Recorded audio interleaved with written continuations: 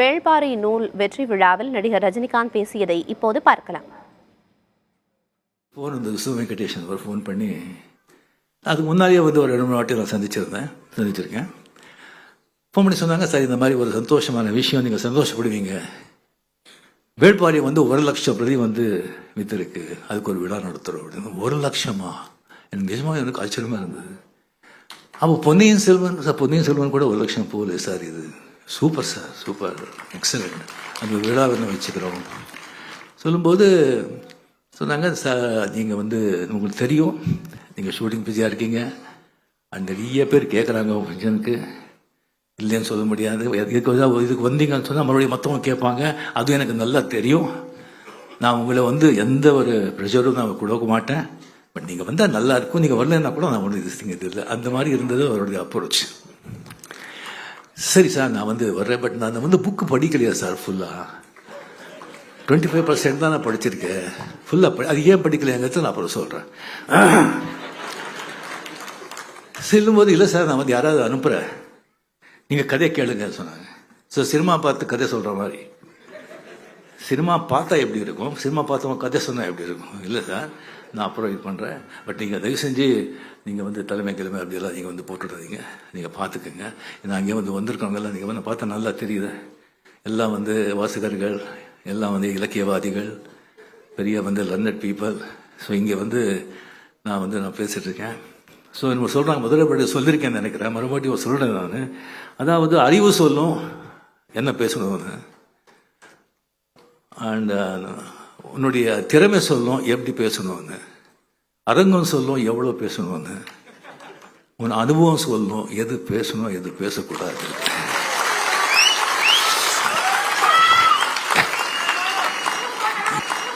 இப்போ இங்கே பார்த்தா இதே வந்து பல மாதங்கள் முன்னால் வந்து இதே கலைவாணரங்கம் இங்கேயே வந்துட்டு ஐயவா வேலு அவர்கள் வந்து கலைஞர் பற்றி ஒரு புக் எழுதுகிற வந்து ரிலீஸ் பண்ணியிருந்தாங்க. மாண்புமிகு முதலமைச்சர் கூட அவங்க இருந்தாங்க. ஸோ அங்கே வந்து எல்லாம் வந்து எல்லாருமே ஐஏஎஸ் ஐபிஎஸ் எல்லாம் நம்ம வந்து மினிஸ்டர்ஸ் எல்லாமே வந்து வந்திருந்தாங்க. நான் வந்து அப்படியே பேசும்போது எல்லாமே நண்பர்கள் தானே, பேசும்போது இந்த மாதிரி வந்து ஓல்டு ஸ்டூடெண்ட்ஸ் எல்லாம் சமாளிக்கிறது ரொம்ப கஷ்டம்,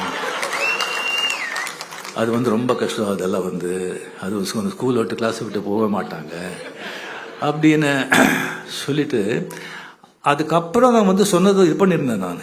அப்படி இருந்தால் கூட ஓல்டுன்னு சொன்னால் அந்த எக்ஸ்பீரியன்ஸு, ஓல்டு பீப்புள் அவங்கெல்லாம் தூண்கள், அவங்கெல்லாம் ஃபவுண்டேஷன். அந்த மாதிரி எக்ஸ்பீரியன்ஸ் ஓல்டு திஸ்டிங் இல்லைன்னு சொன்னால் எந்த இயக்கமும் எந்த பாட்டையும் வந்து அவ்வளோ திஸ்டிங் தேராது. அது தூண்கள் மட்டும் இல்லை, சிகரம் கூட. அந்த மாதிரி சொல்லணும் சொல்லி இது பண்ணிட்டு அந்த எல்லா சிரிப்பு இதில் வந்து அதை மறந்துட்டேன்.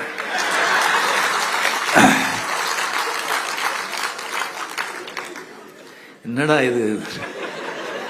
ஸோ இப்போ வரும்போது மிஸ்டர் ரஜினிகாந்த் எல்லாம் பாரு, இந்த மாதிரி எதுவும் மிஸ்டேக் பண்ணிடாத, ஆனந்த விகடன், ஜூனியர் விகடன், நீ பார்த்துக்கோ, எல்லாரும் ரசிகர்கள் நினைச்சிடாத, பார்த்தா தெரியுது சில பேர் வந்து அப்படியே மனசுலேயே ஓடுது. இல்லை ஓகே, சங்கர் சார் இந்த படம் எடுக்கிறாங்க, அவரை கூப்பிட்டுருக்காங்க. உதயச்சந்திரன் சார் வந்து ஒரு பெரிய வந்து அந்த எழுத்தாளர், அந்த புக்கு வந்து மாபெரும் சபைகள் புக்கு அப்படி எடுத்திருக்காங்க. கோபிநாத் பற்றி ஒரு திறமை பேச்சு பற்றி கேட்கவே வேண்டாம். அண்ட் ரோகிணி பற்றி நான் சொல்கிறதில்ல, ரொம்ப அறிவாளி ரோகிணி, அண்ட் சமூகத்து மேலே அக்கறை உள்ளவங்க, அவங்க பேசியிருக்காங்க. சரி, ஆர்டிஸ்ட் ஒரு ஹீரோ யாராவது கூப்பிடணும்னா சிவகுமார் இருக்காருப்பா, அருமையா என்ன பேசுறாரு, எவ்வளவு படிச்சிருக்காரு, என்ன பண்றாரு, மகாபாரதத்தை வந்து அப்படியே 6 hours hats off to him.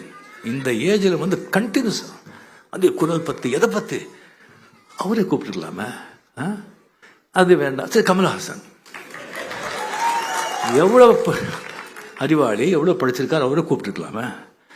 அதெல்லாம் விட்டுட்டு இன்னும் 75 வயசுலையும் கூலிங் கிளாஸ் போட்டு ஸ்லோ மோஷன்லேயே நடந்து வர இந்த ஆள் வந்து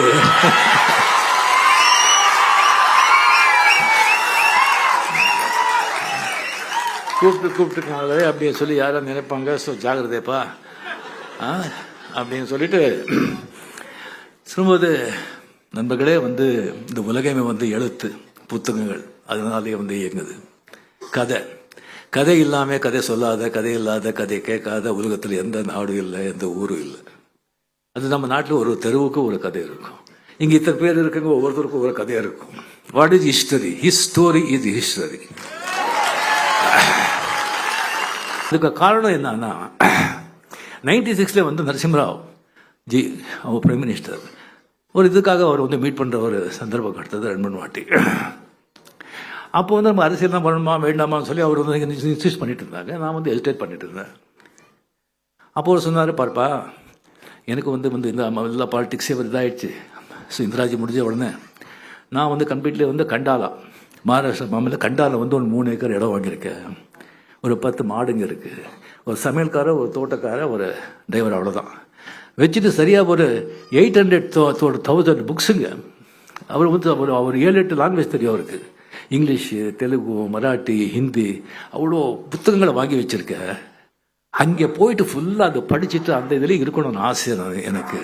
ஆனால் வந்து இந்த மாதிரி அரசியலில் வந்து ராஜீவ்காந்தி இதாக நான் வந்து இப்படி ஆயிடுச்சு அப்படின்னு சொன்னாங்க. எனக்கு அதெல்லாம் விட்டாடுச்சு. இந்த புக்கெல்லாம் எடுத்து வச்சுட்டு அப்புறம் படிக்கலாம் அப்படின்னு சொல்லி பண்ணாங்க. அது மைண்டு போயிடுச்சு எனக்கு.